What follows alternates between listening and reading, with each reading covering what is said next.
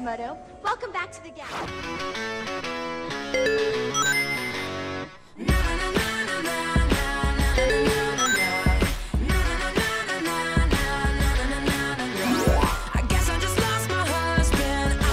비콘이 사람 이름입니까? 근처 50m 이내를 지나가게 된다면은 자동적으로 이렇게 날아왔어요. 애플리케이션을 설치만 해놓으면 된다는 네, 얘기예요? 설치만 해놓으면 되는 거고, 이 고객이 지금 화장실을 몇 번을 갔고 네. 몇 분 동안 있었고 약간 좀 위험하다는 생각이 드는군요. 네. 한 주간의 IT 뉴스를 정리해드리는 위클리 T 시간. 소셜리티. 아쉽게도 오늘이 마지막 시간입니다. 예. 잠깐만 쉬었다 오겠습니다. 저희가 미리 좀 예측을 해서 우리가 이렇게 했다는 걸 사람들이 네. 모른다라는 거. 오늘은 또 어떤 신기한 아이템을 준비해 주셨습니다. 실제 CEO도 자기가 진짜 불편했기 때문에 만든 예, 서비스거든요. 그렇죠. 네. 나오면요. 네. 하나 가지고 와보세요.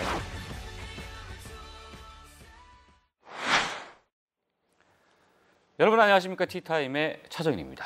내가 길을 걷고 있는데 어느 백화점 앞을 지나갈 때 내 휴대폰으로 할인 쿠폰이 배달된다. 이게 좀 재미난 발상인 것 같은데 실제로 이루어지고 있습니다. 과연 비콘이라고 하는 그런 기술인데 이게 어떤 개념인지 앞으로 어떤 변화를 가져다 줄지 한번 이야기를 해보겠습니다. 송태민 대표와 함께합니다. 안녕하십니까? 네, 안녕하세요. 송태입니다. 먼저 네. 비콘이 뭔지 개념부터 짚죠. 네, 비콘은 일단 블루투스 기반의 송신기라고 보면 되겠는데요. 이런 기계는 이제 스마트폰하고 연동이 가능해서 스마트폰에다가 이제 원하는 정보를 보내던가 아니면 위치 정보를 보내는 이런 역할도 할 수가 있습니다. 뭐 예를 들어서는 이제 나이키 매장에 만약에 네. 뭐 비콘이 설치가 돼 있고 저는 나이키 앱이 설치가 돼 있습니다. 예. 그랬을 때 이제 근처 50m 이내를 지나가게 된다면은 제 핸드폰으로 자동적으로 이제 나이키 매장의 할인 쿠폰이라든지 아니면 정보 등을 이제 손쉽게 알 수 있도록 나오게 되는 것이 될 것 같습니다. 아, 그래요? 네. 근데 얘기를 들으면 들을수록 역시 또 개념을 잡기 힘들단 말이에요. 네. 그래서 실제로 이미 여기 오시기 전에 네. 이 스튜디오 어딘가에 네. 비콘을 설치를 해두셨다. 네. 이런 얘기를 들었어요. 네. 한번 보여주시죠. 네. 지금 이제 비콘이 제가 색깔 구분을 하기 위해서 설치한 게 아니라 그냥 이런 기계입니까? 네. 단순하게 이런 간단한 가볍고 작은 크기이기 때문에 얘를 벽에다가 물론 못으로 박을 수도 있겠지만 양면 테이프로 그냥 붙여도 충분히 가능한 그런 제품이 될 것 같습니다. 벽에 딱 붙여놨다라고 예산을 들고 여기다가 이제 하나 올려놓고 저도 하나를 올려놓겠습니다. 그다음에 이제 여기 티타임 앱을 하나 만들어 왔어요. 그래요? 네. 저 참 잘하셨네요. 예. 티타임 앱을 하나 이제 만들어 왔는데 네, 이 앱을 이제 설치를 해놓으면은 제가 이 앱을 일부러 키지 않더라도 제가 지금 이 스튜디오에 딱 들어온 순간 위에서 알럿으로 이렇게 KBS 뉴스 뭐 차정인 기자의 티타임에 오신 것을 환영합니다라는 멘트가 자동적으로 이렇게 날라왔어요. 그래서 보통 같은 경우는 일부러 앱을 찾아서 키겠지만은 알아서 푸시가 딱 날라온 그러니까 이런 것을 볼 수가 있습니다. 애플리케이션을 다운로드 받아서 설치만 해놓으면 된다는 얘기예요? 설치만 해놓으면 되는 거고 그리고 일부러 킬 필요는 없는 스마트폰에 블루투스를 활성화해놓고 그러면 끝이네요? 블루투스도 자동으로 키게끔 또 되어 있습니다. 아, 그래요? 얘를 이제 설치하게 되면은 이제 앱으로 들어가게 됩니다. 물론 이거는 지금 테스트용 앱으로 만들어서 뭐 살짝 느릴 수 있는데요. 현재 뭐 티타임입니다라고 해서 제 쪽 빨간색 비콘 근처에 나오니까 이렇게 나왔어요. 이게 만약에 이 파란색 비콘 근처로 가면은 이제 이렇게 기자님의 얼굴이 나오게 되는. 또 언제 또 이런 사진을 또 따로 또 준비했습니다. 감사합니다.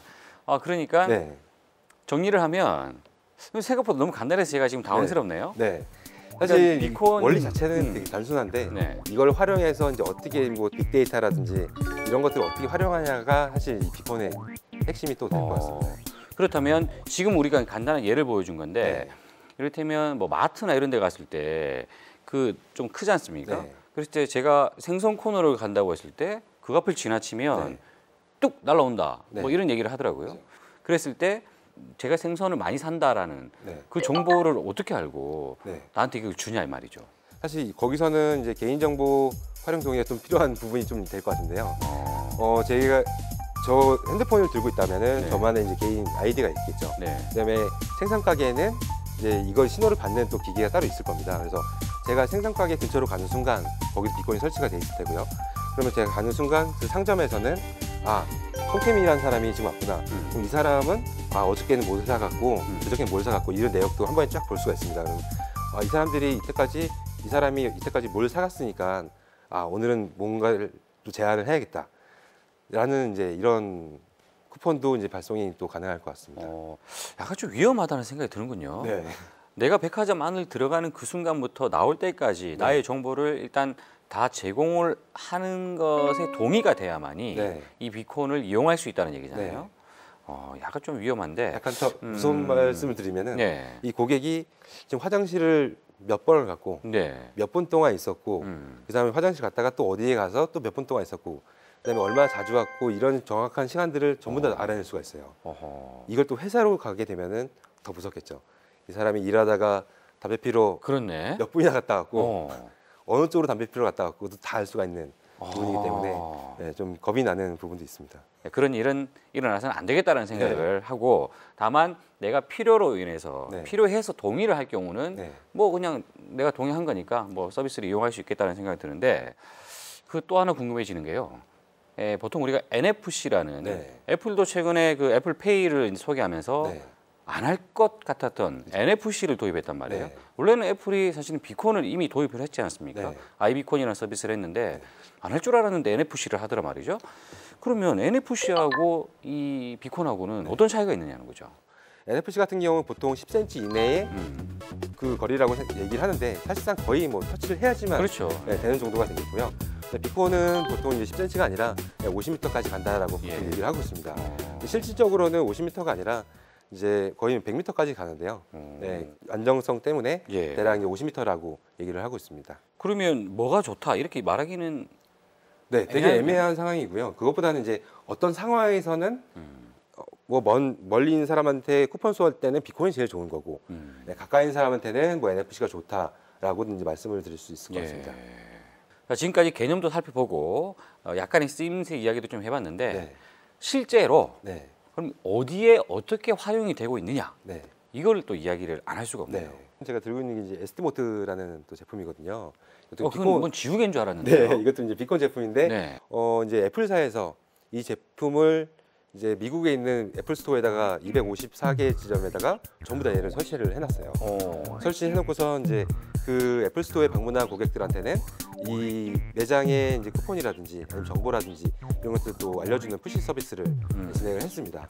그거 말고도 이제 MLB 구장이라든지 이런 데에서 사람들의 좌석 정보를 알려주는 그런 서비스도 이제 진행을 했었습니다. 자, 이 말로만 들어선 여전히 이해가 안 되고 있는 거를 직접 한번 체험을 해봤어요. 국내에 보니까 많은 이 뭐 매장 이런 데서 이미 이 관련된 서비스를 하고 있는 곳이 있더란 말이죠. 그래서 저희가 한번 가방을 갖다 왔습니다. 한번 보시죠.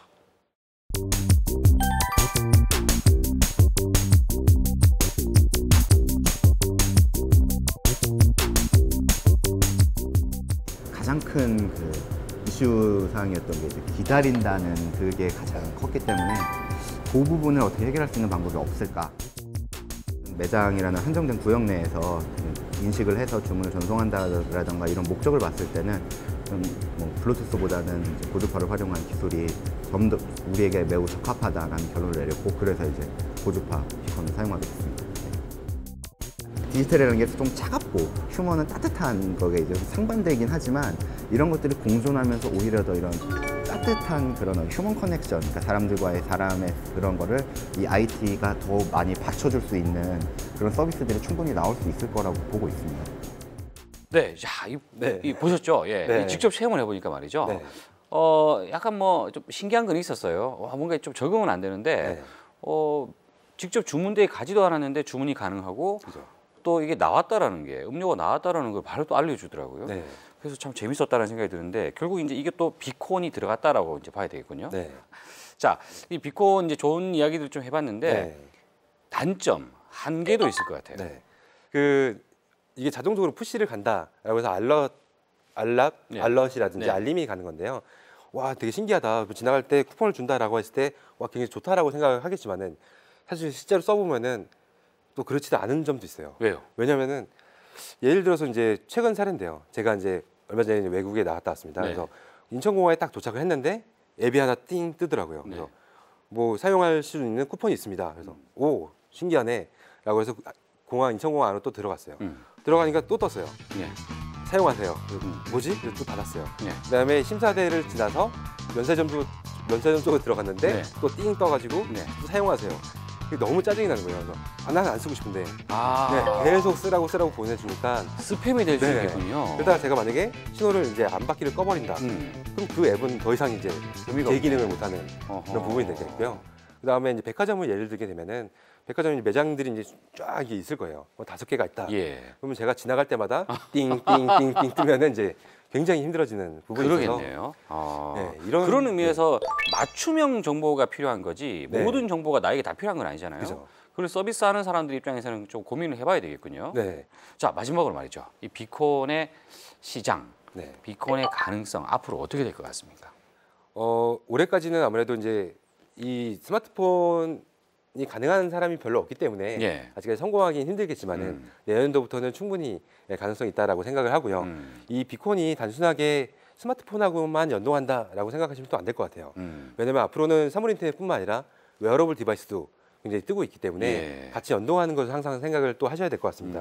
뭐 제가 들고 왔는데 뭐 구글 글래스라든지 이런 이제 스마트워치 같은 데서 상당히 보기가 다르게 엄청난 얼리 어답터시네요.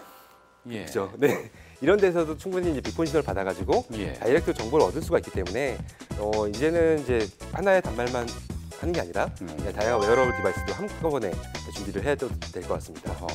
분명히 아직은 나쁜 점도 있어요.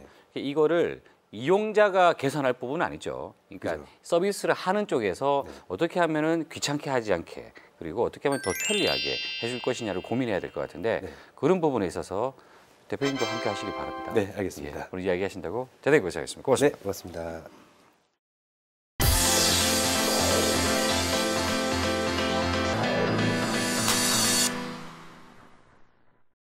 한 주간의 IT 뉴스를 정리해드리는 위클리 티시간.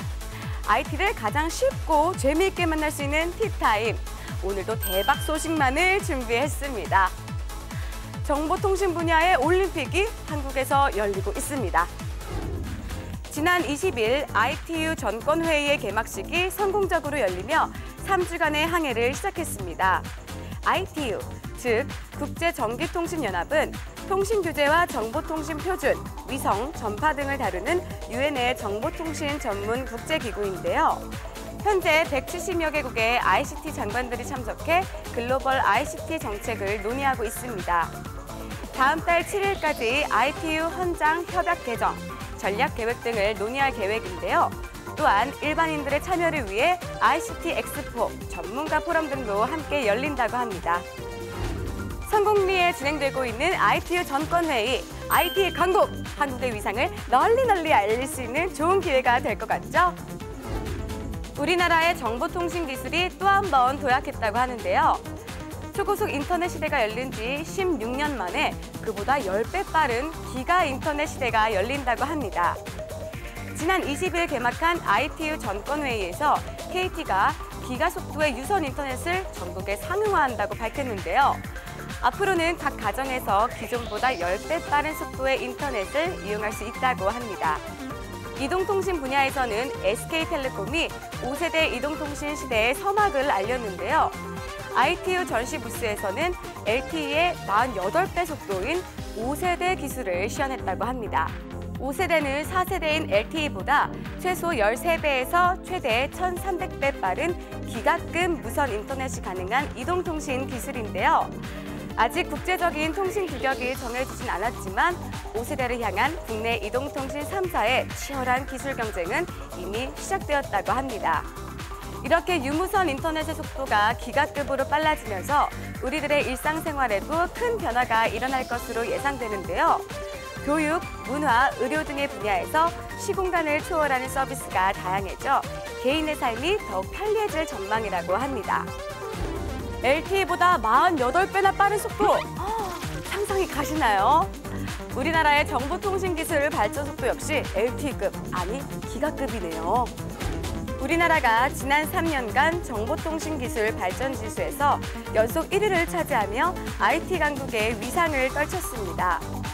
특히 디지털 환경에서 태어나 성장한 세대를 말하는 디지털 네이티브 인구 측면에서 보면 우리나라는 전체 인구의 13.5%가 디지털 네이티브로 전 세계에서 세 번째로 높았는데요. 특히 우리나라 청소년의 99.6%가 디지털 네이티브로 집계되며 세계에서 가장 높은 수준인 것으로 나타났습니다.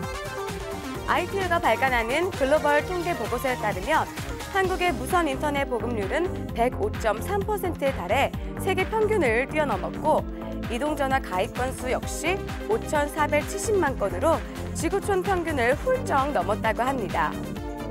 ITU 보고서는 한국정보통신기술 서비스가 국민소득에 대비해 합리적이라고 밝혔는데요.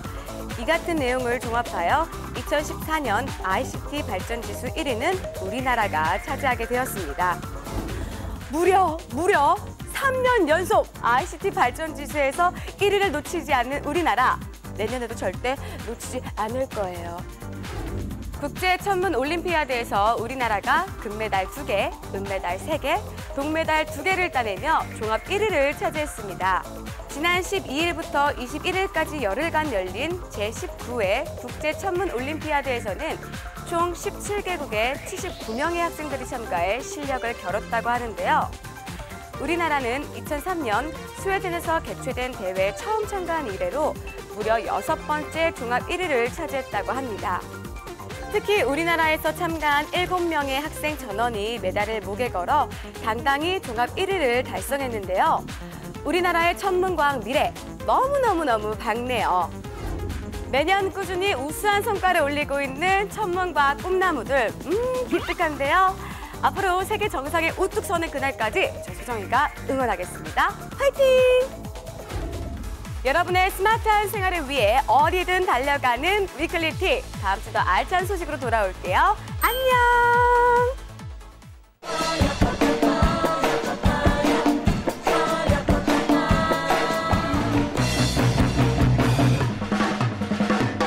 네, 소셜 속에 화제가 되고 있는 이슈 하나를 꼭 찍어서 살펴보는 소셜리티.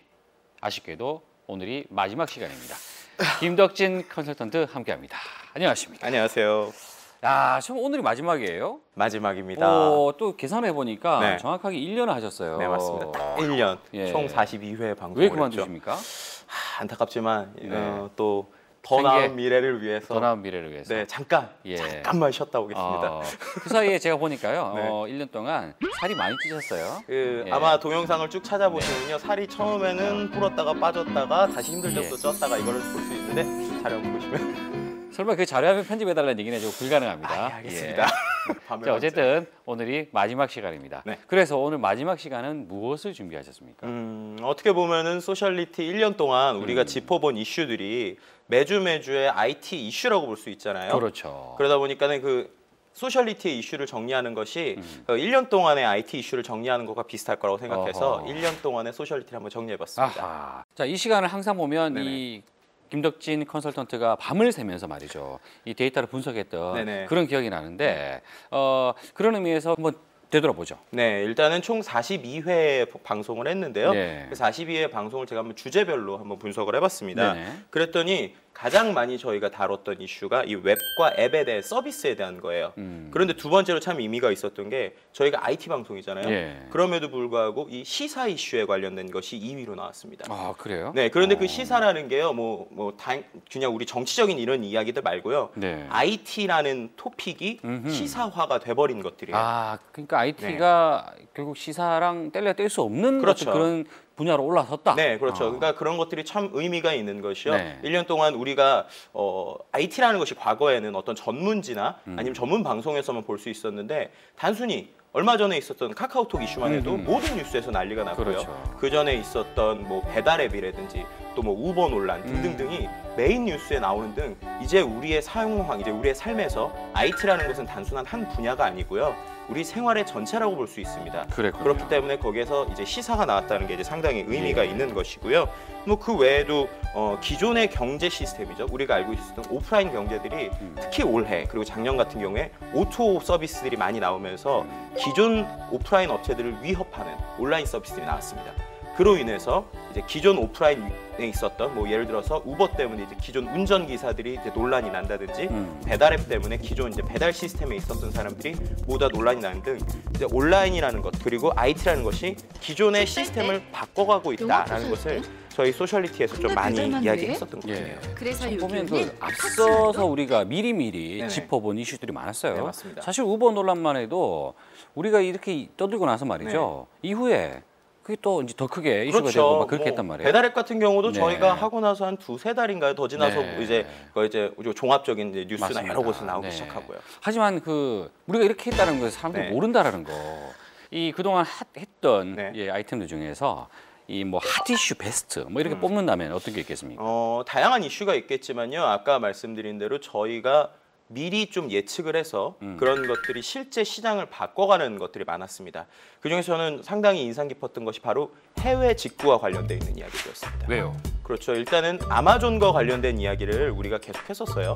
그랬더니 실제로 이제 최근에는 아마존에서 이제 마케팅 팀까지 이제 우리나라 사람을 뽑았다고 합니다. 그만큼 이제 실제적인 유통 구조에 이제 아마존이 들어온다는 얘기고요. 예. 더 큰 것은 저희가 한 4개월 전인가요? 그때 처음으로 중국과 관련된 이야기를 했었어요. 근데 중국, 특히 이제 알리바바 그리고 타오바오, 텐센트 이야기를 했었는데 네. 그 이후로 요즘 뉴스 보신 분들은 알겠지만 알리바바가 미국에서 상장을 하지 않았습니까? 그래서 이제 바야흐로 전 세계 최고의 이제 인물이 됐고요. 또 우리나라에 여러 가지 투자가 돼 있고 또 텐센트 같은 경우도 이제 카카오 다음 카카오가 합쳐졌을 때 거기에 일부 지분을 지금 텐센트가 갖고 있는 등 네. 이제 실제 우리 상황에 우리 생활에 이 중국 그리고 미국의 자본들이 들어와서 우리를 위협하고 있는 상황입니다.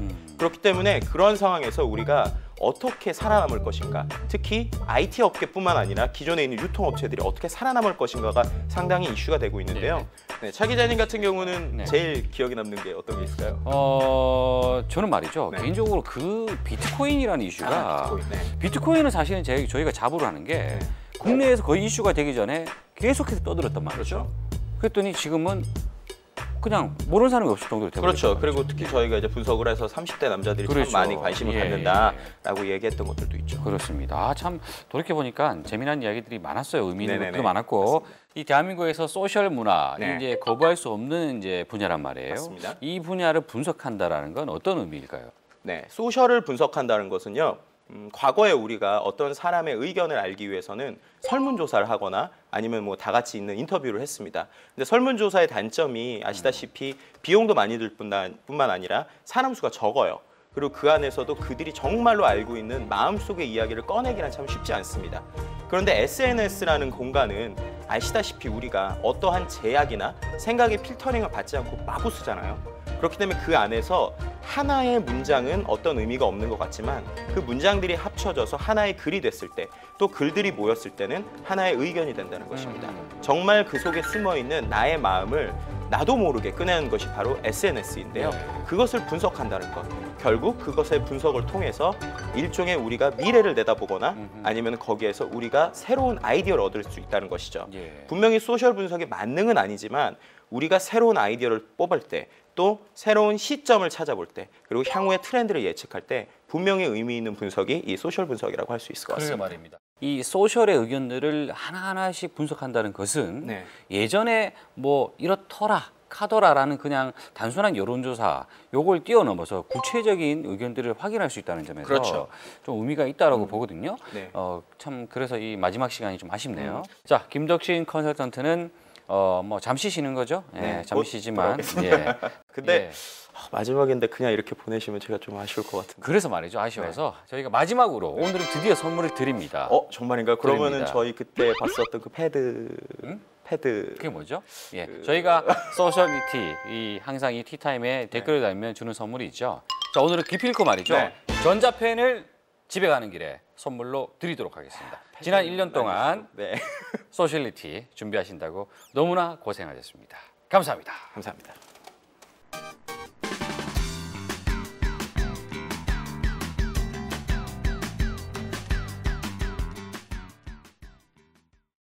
네, 티트렌드 박미영 컨설턴트와 함께합니다. 안녕하세요. 안녕하세요.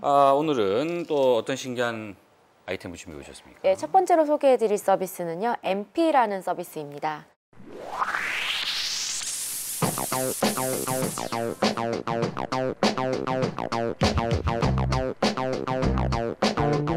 MP라는 서비스이고요. 자기가 직접 전기 에너지를 발생시켜서 자신의 스마트폰이나 웨어러블 기기를 충전할 수 있는 서비스입니다. 아니, 그게 무슨 말입니까? 그러니까 제가 움직인 만큼 그 운동 에너지가요, 전기 에너지로 바뀌어서 전기 에너지가 이 배터리 팩에 저장이 되고 그 배터리 팩을 스마트폰이나 웨어러블 기기에 연결을 하면 충전이 되는 거죠. 아, 그래요? 네. 예전에 그 비슷한 것도 본 적이 있는 것 같은데 이를테면 스마트폰의 케이스인데 케이스에서 이 손잡이가 달렸더라고요. 이걸 막 돌리면 그렇죠. 네, 맞아요. 뭐 충전이 된다라는 네. 얘기였는데 네. 그거하고 좀 다른 개념인 것 같기도 하네요. 뭐 거의 동일하다고 보시면 돼요. 그러니까 운동 에너지를 전기 에너지로 전환한다는 건 동일한 개념이고요. 네. 이미 이런 서비스가 많이 나와 있기는 해요. 뭐 자전거 페달을 많이 돌려서 집안에 뭔가 기구를 돌린다거나 그런 것들 서비스가 많이 있는데요. 사실 제가 저번에 예능을 보니까 10명이 자전거 페달을 돌려서 드라이기 하나 돌리더라고요.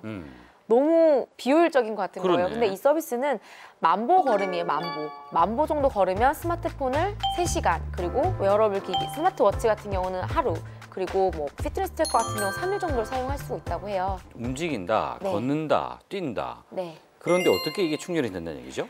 사람이 움직이면 운동 에너지가 발생을 하거든요. 이 운동 에너지를 인덕터라는 장치가 전기 에너지로 변환을 시켜주는 거예요.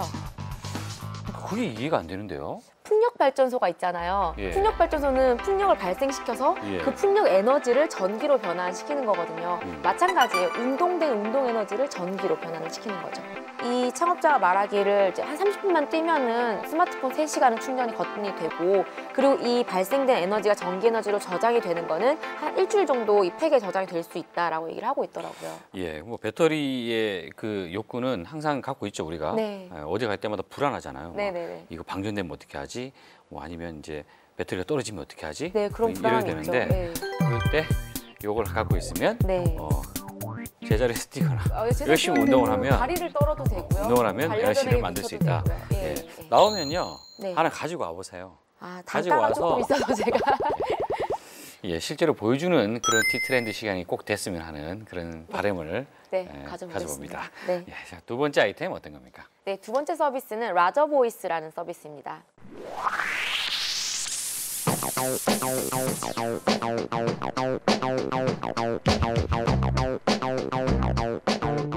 라저보이스, 이건 어떤 내용이죠? 이 서비스는 난청인들이나 청각 장애우들이 일반인들과 편안하게 스마트폰으로 통화할 수 있는 서비스입니다. 그러니까 만약 차 기자님이 잘 들을 수 있는 일반인이시고요. 제가 만약 난청인이면은요, 차 기자님이 그대로 스마트폰에 일반인들과 통화하는 것과 똑같이 음성으로 통화하고 듣고 말하면 되는 거고요. 저는 스마트폰을 스피커 모드로 전환한 다음에 여기서 이제 차 기자님 말씀하시는 게 이제 텍스트로 이렇게 기술이 되고 저는 그걸 보면서 바로바로 응답을 하는 거죠. 이거 굉장히 공익적인 성격이 좀 있군요. 공익적인 성격이 좀 있는 거죠. 이 창업자가 자기가 80%의 청력을 손실을 했대요. 그래서 사람들과 대화하는 게 너무 어려웠고 전화 통화하는 것 자체도 다른 주변 사람들에게 통화를 도와달라고 해야 했고 그런 게 불편했었대요. 그래서 자기뿐만 아니라 수백만 명의 전 세계에 있는 사용자들에게 좀 이렇게 널리 퍼뜨리고 싶다는 말을 하고 있고요. 한 12개 국어를 이제 좀 확산시킬 거라고 얘기를 하고 있습니다. 이런 거는 무료 서비스로 나오면 참 좋겠다는 생각이 드네요. 무료 서비스는 좋겠는데요. 수익 모델은 연간 구독료를 받을 예정이라고 하고 있습니다. 자, 이 라저 보이스는 말이죠. 네네. 전화할 때 사용할 수 있는 그렇죠. 서비스라고 돼 있단 말이에요. 네네. 그러면 실제 생활에서는 어떻게 됩니까? 네, 실제 생활에서도 사용할 수 있는 서비스들이 있어요. 사실 라저 보이스만 쓰면은 옆에 있는데도 스마트폰으로 전화를 해야 되는 거잖아요. 근데 이런 서비스 말고도 트랜센스라는 서비스가 또 나왔어요.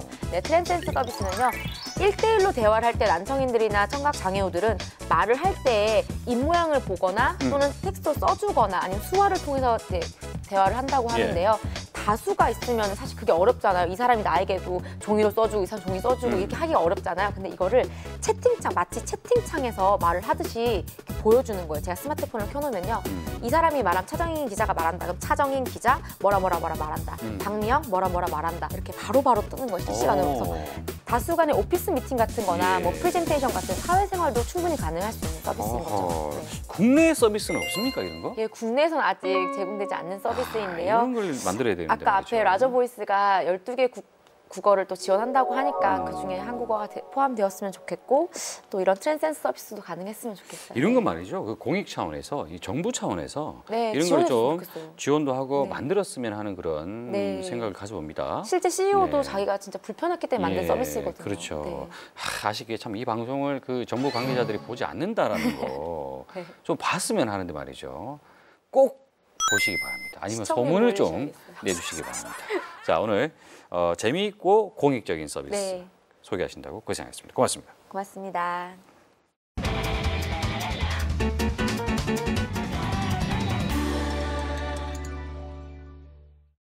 네, 티타임이 다음 주부터는 가을 개편을 맞아서 방송 시간이 앞당겨집니다. 다음 주부터는 밤 12시 20분부터 방송되기 때문에 많은 시청을 부탁드리겠습니다. 다음 주에 더 좋은 이슈로 찾아뵙겠습니다. 고맙습니다.